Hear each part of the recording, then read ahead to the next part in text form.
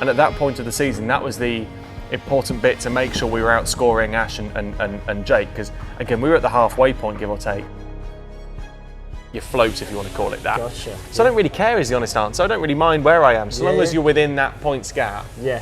That means you're doing all right and you're in a fairly safe place. Tom and I are back for this episode of No name. No Name. No name. We're going to talk about Croft. Let's talk about Croft, Baby.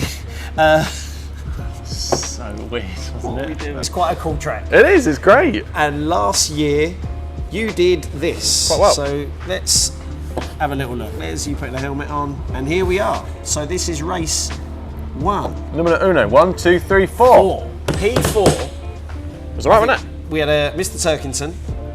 He's king of Croft, though, isn't he? And then we had a Dan Lloyd. Who's that second? That's a. Hello. Who's got a landline nowadays? No one has a landline. That's a mobile. And oh, he's back. It was a walkie-talkie. A walkie-talkie. Anyway, yeah, Croft was very good. We started 4th. It was pretty good. We had Turks. That's Robo or Shedden? I think that's Shedden. And then Dan Lloyd in front of you. Danny Lloyd, myself, and then another quite a big good little start actually. There It was we go. all right. God, Lloyd had a good one this weekend, didn't he? Yeah. Especially after that Alton shunt. What an awesome thing to come back from. Like sometimes stuff like that just has its own way of writing a script. You know what I mean? It has its own. It just writes its own script. It's almost sometimes. like a movie, isn't it? When Yeah, you see, yeah. oh, does that really happen? It does. Yeah, and especially when you go from one extreme to the other, you go from a mahoosive shunt, like, was it 2 weeks, 3 weeks before? Either way, it wasn't a lot of time. Yeah. To then, to come back and have his best quality of the year and then go off and have a mint result as well. It was really good. I was really pleased for him. Really pleased for him. But Shedden, that's a lot of camber.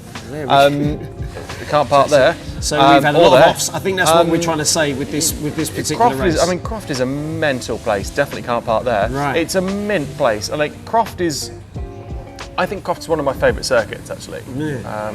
I've always enjoyed it. I've always liked it. It's a circuit that just flows quite nicely. Till you get to that last hairpin, obviously. But I don't know, it's always just had quite a nice flow, quite a nice rhythm to it. I've always really enjoyed it, and it's a circuit I've gone well at. And it ended up being a good result for us in this one as well, because it was just a bit of a pointsy day. Yeah, so Dan, we got P4 in that first race. We did, yes. Yeah. And that was really important to try and bank points, because at the time, Ash was a little further back. We'd outscored Jake as well. Yeah. And at that point of the season, that was the important bit to make sure we were outscoring Ash and Jake, because again, we were at the halfway point, give or take. So we went into race 2. Yep. And again, an absolute stormer. By your teammate. But then, as we see here, you start to get into the mix here. Yeah. Lovely move on Colin Turkington. Got such a good launch in that second race. Yeah. And I actually went round the outside of Dan Rowbottom into the first corner. We managed to get round the outside of him. And then the first lap was just like, whoa, the car feels alive. We went down to Tower, managed to come down the outside of Colin, get him on the old switcheroo on the way out, and then just around the outside Jim for part 1 of Jim Clark S's for the inside of the second one. And really then it was sort of 1-2 for Accelerate. We were just sort of driving around going, this is great, this is really good. It was give and take. Dan had a little bit on me, I had a little bit on Dan, and we just sort of brought it home for big points for the team. So that was an awesome moment actually. Great for Dan to get a double. Yeah. Great for us to get a good bit of points with 4th in the first and second in the second. So it was, so far that weekend went perfect. Like, you couldn't have asked for any. You could have asked for more. You could have won both, like Dan did. But fundamentally, it just worked out really well. So how much is it made more special with your teammate actually up there with you? Because it is an individual sport. We know it's an individual sport, but not really, because it is massive team sport with all the mechanics, etc. But having a teammate scoring as well, how important is that buzz for the team? Oh, it just makes the whole thing work. Both sides of the garage are. It's hay fever season, boys and girls. When literally, I think your words were when we interviewed you, Croft, Justina had taken residency on the absolutely right. So it just must make leaving that place with a low load of points, having beaten your teammates, but knowing the team is buzzing. Yeah, exactly. I've got another sneeze coming up. You're absolutely right. It's such a.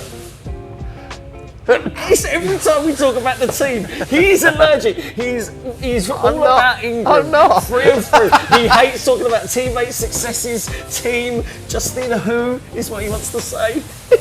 I'm not. The team's quite good, isn't it? Yeah. Yeah, it's very good.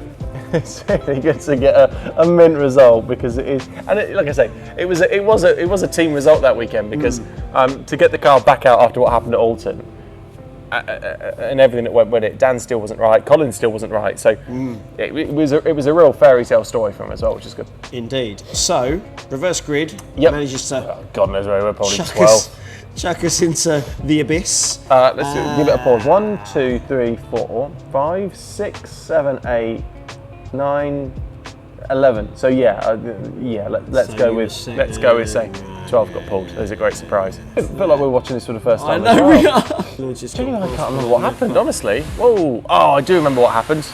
Oh, Tom Chilton fired Ash Sutton off for me. I mean, fired Ash Sutton off. Oops. So where did we end up coming? So Shedden won. Yeah. The Cook was second. Butcher was third. I'm back there. You're back there. Let's say it was a Another pointsy though. You were definitely top 10, I think. race. Let's go with that, shall we? Yeah, yeah. It was a great race too. Yeah, I think so much about a weekend. We've said this at no end of occasion. You can always, if you've had a good qualifying, you can normally end up with a good race 1, a good race 2. Yeah. And then you just have to sort of take what you can at a race 3 as a just try and lessen the blow wherever we can. It's always that race that feels extra specially stressful as well. And also, because that's round 15. Yeah. What comes after round 15? Summer break. 6 week summer break. Yeah. So everyone gets a little bit like, I don't mind if I have a bit of damage. Yeah, so it ends up being quite a chaotic race because everyone's just on it. Everyone's just after a scrap. I see. So it's always that race that you kind of go, this is going to be a bit of carnage. So yeah, it's a difficult one, but you've got to stay out of trouble in it ultimately. You've got to bag the points where you can. So at this stage, you've firmly, as you sort of let loose, you've firmly got your eyes on Ash Sutton. Where's he? Where's Jake? Where's just starting to have a little look. You're not necessarily fixated on getting out the car going, where's he? Where's he? Okay. You're just a little bit more aware. Right. Because you still, as we know in this championship, anyone can win at any time. There's some amazing drivers, there's amazing cars, there's amazing driver team, combo car, combos. So you can never write anyone off.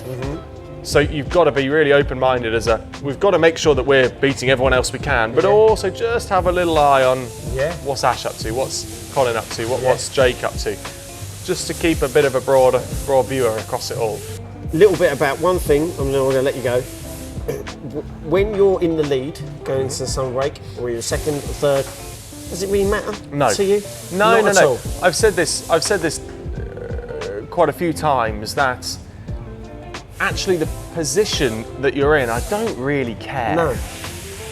I don't really care if we're 1st, 5th, 8th, 10th or 12th. I'm more concerned about the points gap. Right. Because you want to make sure that where possible you can stay within a race wins amount, if that makes sense. If you can stay within 25 points, you're all right at that. Because you've only got to have a disaster for someone and you're back in the game. So I always like to think that is the sort of your float, if you want to call it that. Gotcha. So I don't really care is the honest answer. I don't really mind where I am, so long as you're within that points gap. That means you're doing all right and you're in a fairly safe place. So that's kind of more important for me. There we go. That is pretty much what I wanted to talk about Croft. There we go. Croft was a decent one last year. I'm sure it'll be a decent one this year. Let's give it a crack and see how it ends up. Exactly. There we go. That was a bit of a weird one, wasn't it? We had bugs. I didn't sneeze after we carried. Because I didn't mention Dan Lloyd. That's exactly. Joking, Dan. Love right. There we go.